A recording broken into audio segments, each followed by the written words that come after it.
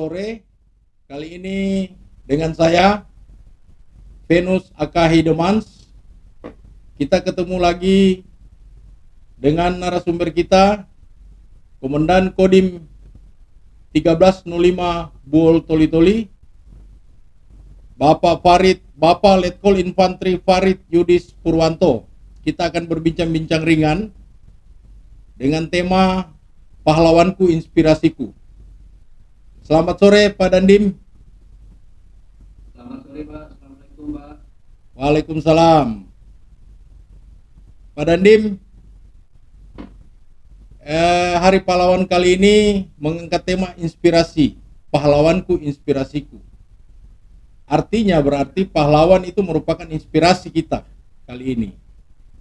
Nah, kira-kira inspirasi apa saja yang akan dilakukan oleh TNI dan yang sudah dilakukan, Pak?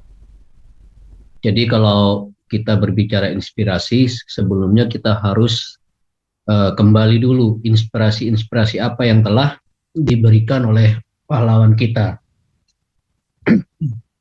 Tentunya pahlawan-pahlawan ini bukan hanya dalam konteks perjuangan dalam tanda kutip arti sempit angkat senjata, Pak ya, tetapi juga perjuangan-perjuangan pahlawan yang bergerak di bidang lain.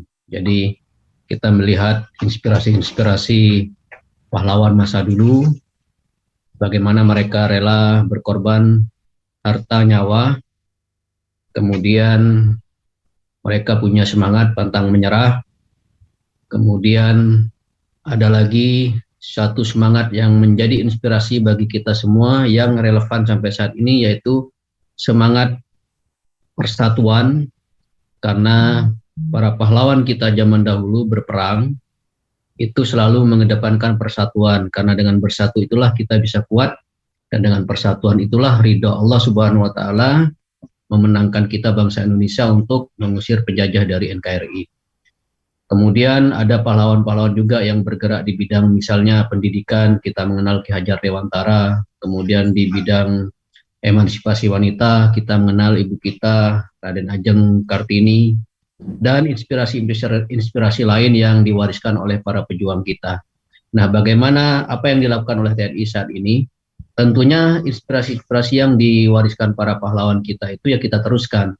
Misalnya di bidang pendidikan, banyak di daerah pelosok-pelosok yang misalnya mungkin di Toli-Toli belum kita jumpai, tetapi di daerah lain banyak daerah yang kekurangan tenaga pendidik, di sana hadir para prajurit TNI untuk menjadi guru, mengisi kekosongan atau kekurangan guru di daerah itu.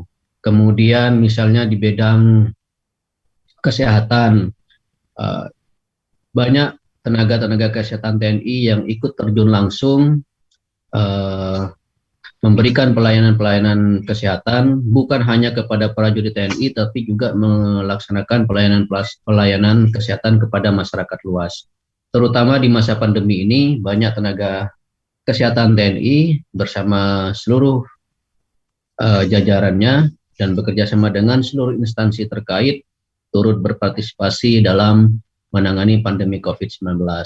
Kemudian dalam semangat persatuan, misalnya inspirasi pahlawan masa lalu, kita TNI selalu mengatakan TNI kuat bersama rakyat, TNI kuat bersama seluruh stakeholder yang ada.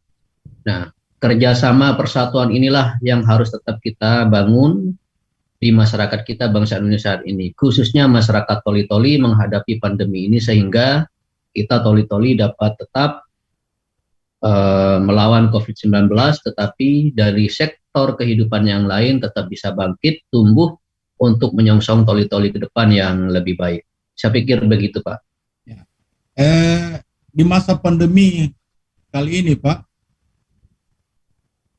sejauh mana para babinsa yang ada di desa menguatkan masyarakat dalam bidang ekonomi, bidang kesehatan, bidang pendidikan, sehingga manunggal ABRI terhadap masyarakat itu terbangun lebih baik lagi. Dan pihak Babinsa ini apakah sudah melakukan hal-hal yang menyangkut pendidikan, ekonomi, dan kesehatan, Pak? Baik, jadi begini Pak, kalau soal kesehatan, Babinsa ini kan bukan tenaga kesehatan, tapi andil mereka untuk bidang kesehatan cukup signifikan menurut saya. Misalnya program pemerintah tentang kegiatan vaksinasi dalam rangka mencegah penyebaran COVID-19 yang semakin meluas sehingga dapat terkendali, maka Babinsa inilah sebagai motor penggerak bersama Babin Kamtibmas beserta tenaga kesehatan dari instansi dinas kesehatan. Mereka menjadi tenaga penggerak untuk mendorong masyarakat untuk bersedia dengan sukarela melakukan vaksinasi. Mereka selalu setiap hari melaksanakan sosialisasi kepada masyarakat agar tidak percaya, tidak mudah percaya dengan berita-berita hoax, misalnya vaksinasi berbahaya, kemudian dapat menyebabkan hal-hal yang berdampak negatif bagi kesehatan. Nah ini kan berita-berita hoax seperti ini kan ada di masyarakat dan itulah yang diperangi oleh para Babinsa. Kemudian para Babinsa juga bersama Babin Kamtibmas beserta dengan unsur dari masyarakat yang lain juga tetap menghimbau kepada seluruh masyarakat untuk mematuhi protokol kesehatan sebagaimana yang sudah dicanangkan oleh pemerintah. Kiat-kiat nyata seperti itu saya rasa dapat dilakukan dan sudah dilakukan oleh para Babinsa kita di lapangan dengan bekerja sama dengan seluruh lapisan masyarakat dan instansi terkait.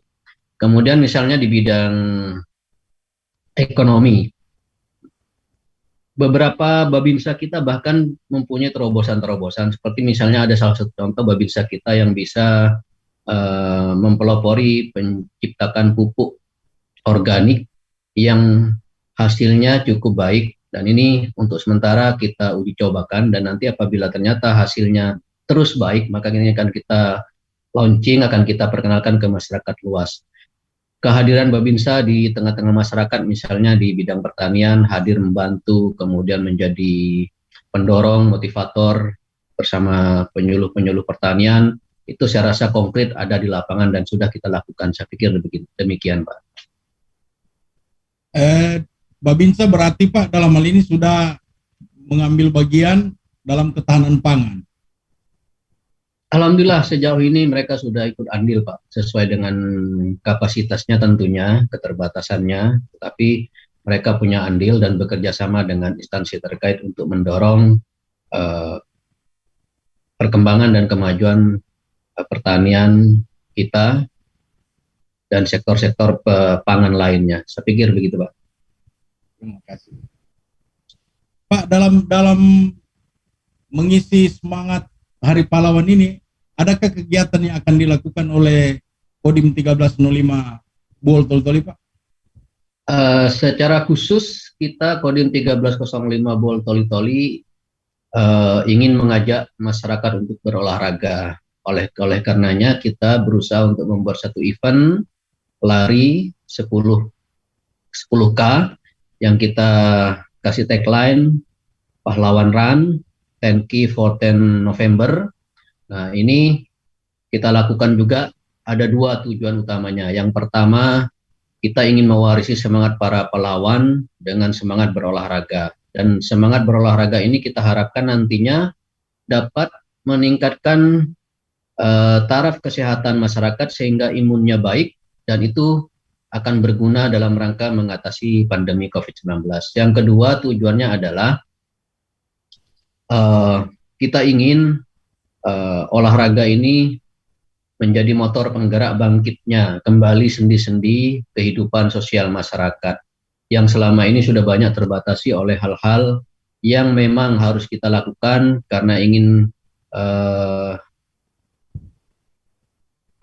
karena kita ingin memerangi dari COVID-19 sehingga banyak pembatasan-pembatasan.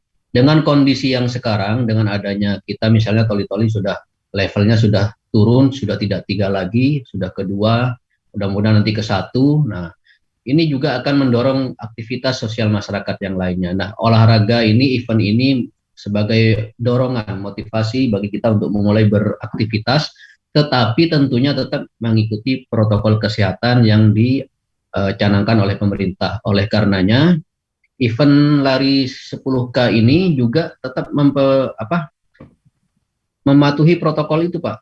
Misalnya kita persyaratkan bagi peserta yang akan ikut ambil bagian dalam event lari 10K yang kita buat tagline Pahlawan Run ini, 10K for 10 Love ini adalah peserta wajib melakukan vaksinasi COVID. Jadi apabila peserta tidak melakukan vaksinasi COVID, nah, itu tidak akan kita terima dalam proses registrasi.